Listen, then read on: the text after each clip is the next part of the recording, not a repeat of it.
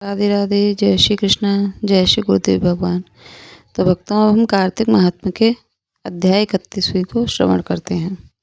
भगवान कृष्ण जी बोले कि प्राचीन काल में उज्जैन में एक महापापी और दुरात्मा धनेश्वर नामक ब्राह्मण रहता था। वह रस, चमड़ा और कंबल आदि का व्यापार करता था। वह वेश्यागामी और मद्यपान आदि बुरे कर्म करता था। चूँकि वह रात दिन पाप में रत रहता था, इसीलिए वह व्यापार में नगर नगर घूमता था। एक दिन महेशमतीपुरी, जो राजा महेश ने बसाई थी, इसीलिए वह राजा के नाम से ही विख्यात थी, उस नदी उसके पास ही पापनाशनी पुण्यकारिणी भगवती नर्मदा बहती थी। उस नदी के किनारे देश देशांतर से आए यात्री कार्तिक व्रत करने का कुछ दिन के लिए ठहरा करते थे। उन कार्तिक व्रत करने वाले प्राणियों को वहां ठहरा देखकर वह दुष्ट धनेश्वर भी इधर उधर घूमता हुआ 1 मास के लिए वहां ठहर गया। अपने माल को बेचता हुआ वह नर्मदा नदी के तट पर घूमता हुआ ब्राह्मणों को देव पूजा करता में रत देखता था। वह देखता था कि कोई तो ग्रंथ पढ़ रहा है, कोई सुन रहा है, कोई भगवत कीर्तन कर रहा है, कोई भजन सुन रहा है, कोई ध्यान में लीन है और कोई तुलसी की माला धारण की है। बस इसी तरह वह भगवत भक्तों के बीच में रहा और वैष्णवों के दर्शन करता रहा, उनको स्पर्श करता रहा, उनसे वार्तालाप करता रहा और भगवान विष्णु के नाम स्मरण के पुण्य को अर्जित करता रहा। वह कार्तिक के व्रत की उद्यापन विधि तथा जागरण को भी देखता रहा। उसने पूर्णिमा के व्रत को भी देखा कि व्रती ब्राह्मणों तथा गौओं को भोजन करा रही हैं, उनको दक्षिणा आदि भी दे रही हैं।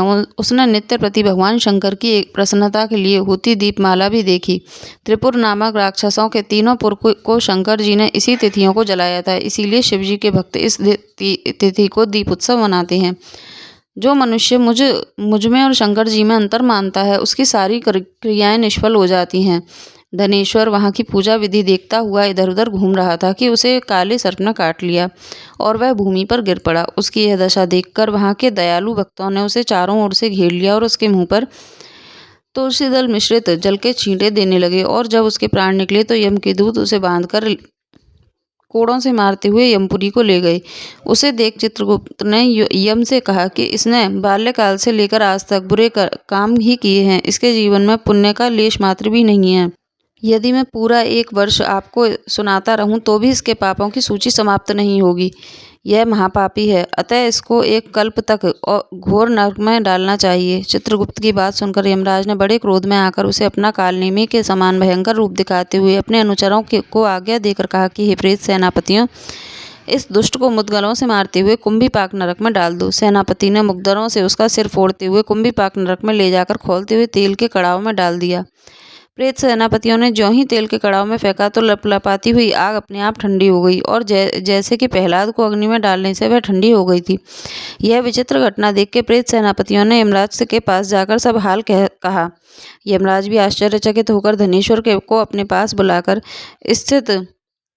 स्थिति पर विचार करने लगे। उसी समय नारायण नारायण का कीर्तन करते हुए देवऋषि नारद जी भी वहां पहुंचे और यमराज से कहने लगे कि हे यमराज, यह ब्राह्मण नरक में डाले जाने के योग्य नहीं है, क्योंकि इसने अंत समय में कुछ शुभ कर्म किए हैं जो कि नरक यातना को नष्ट करने वाले हैं। जो लोग भगवत भक्त का दर्शन करते हैं, उनसे वार्तालाप करते हैं और उनका स्पर्श करते हैं, चाहे उन्होंने कोई पुण्य कर्म न किया हो, सहज में ही स्वर्ग के अधिकारी हो जाते हैं। अतः धनेश्वर भी पुण्यात्माओं के संग व स्पर्श से स्वर्ग का अधिकारी हो गया है। अतः यह पुण्यात्मा है, इसे यक्ष योनि दो और केवल इसे पाप भोग करने वाले नरक दिखा दो। भगवान कृष्ण ने कहा कि जब नारद जी ऐसा कहकर चले गए तब धनेश्वर को पुण्यात्मा समझते हुए यमराज ने दूतों को उसे नरक दिखाने के लिए आज्ञा दी।